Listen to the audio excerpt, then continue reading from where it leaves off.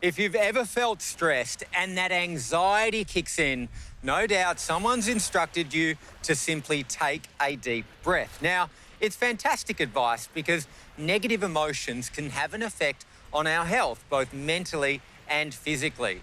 That's why developing certain breathing techniques can be a game changer when it comes to managing stress, anxiety, even insomnia. It has never been more important to take notice of how we breathe. All right, what I'd like to work on with you today, if you don't mind, Of course. is I, like many, do experience stress and anxiety. So many people are walking around with it. I think it'd be great to work with you on some techniques that people can implement anywhere, anytime. Yeah, I love it. How about we test your breath? Okay. Yeah. Have you got a timer on there? Yep. I want you to do it at home. It's really simple. So we just start a timer, but the moment we start it is the moment we begin exhaling. So we are actually going to test your breathing How long ability do you want? and your lung capacity. I'm looking for a minute. Okay, so I'll press start. It'll give me a minute. You do 3 big breaths. Yep. And on the last one, you take a breath in and you try to breathe out as slow as you can. Just like you're breathing through a little straw. When do I press play? The moment the exhale begins. Okay. Johannes, is there a right or wrong way to breathe? Yes and no. Yes and no. You know, the most interesting thing about breathing, perhaps, is that no one ever teaches us how to do it. And that's where someone like myself comes in, right? So I'm actually a breathing instructor. And that is a big rabbit hole to open up because there are many, many different ways of breathing, many different techniques. And again, people generally don't have much insight or experience with how you can apply your breath to different situations in life. Okay, here we go. Deep breath in. Start the timer. And very slow breath out. Try and control your exhale as much as you can. So you're just breathing really slow, and try and relax. It's all about letting the tension wash away and keeping a steady flow of air. When we're walking around on a day-to-day basis, do you think the way that we breathe in those moments is conducive to optimal health? Without a doubt. Physical and mental. And this is where I think it gets interesting, is your brain actually spies on your breathing on a moment-to-moment basis. And if your breath is only slightly out of tune, your brain's gonna follow that, and your body is gonna follow that. And anxiety is so closely related to the way that we breathe, right? As well as our physical health. I mean, we're just talking about oxygen, right? And that's like the first principle. It's where everything begins. So when we get our breath better, our life gets better. And when you get to a point where it starts to build a bit of pressure, you can go through your mouth and just pretend that you're breathing through a straw and let it go of as little air as possible, but continue to go and breathe and breathe and breathe. So these techniques can be implemented into all elements of our life, no equipment necessary, anywhere, anytime. What type of change over what period of time does it take for someone to get the benefits of breath work? I think the beauty of it is it can provide instant change. And that's what they found. It was perhaps one of those key differences between, well, just meditation and conscious breathing exercise. It does provide instant stress relief.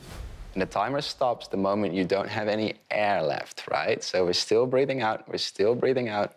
If I were to hold a feather under your nose, it would move, but almost not at all. The thing is, as human beings, we are actually meant to breathe at a certain rhythm. Now, it is different person to person, but the moment you increase that rhythm, you essentially increase the amount of energy that your body takes on, and you increase the amount of tension that your body holds, and you actually decrease the amount of oxygen that can flow into your brain. So this is where it gets slightly complicated, but it doesn't have to be. The more you breathe, the less you oxygenate. And so the key actually lies in breathing less. And when we breathe too fast, the brain gets too reactive and the body gets tense and we sort of tighten up and we sometimes hold our breath. And what we're looking for is a slow, smooth, low rhythm of breathing that can just restore balance so quickly. All right, so if what I'm hearing is correct, it's quality, not quantity. So when it comes to quality, I want you to describe the perfect breath for me. Beautiful. I go low, slow, and less.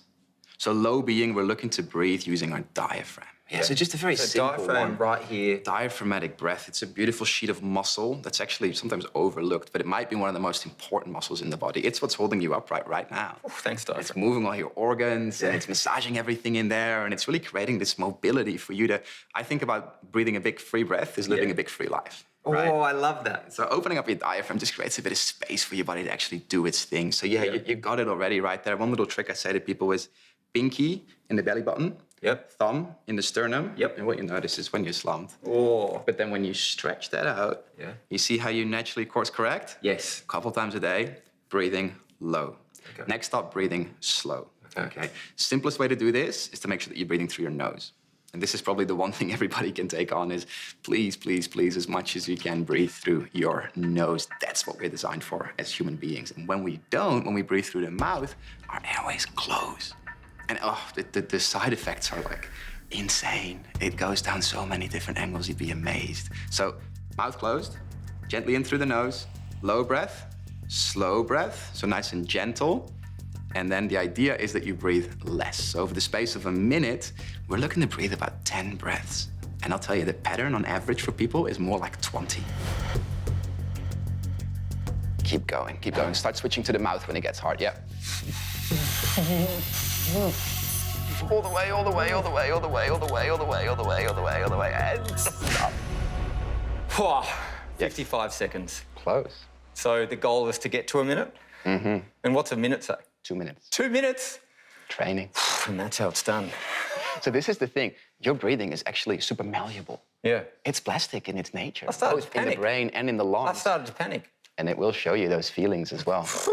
But that was pretty good, I gotta say. That was pretty good. So that gives me a bit of an indication of where we're at and how we can improve. Okay? Bada bim, bada boom.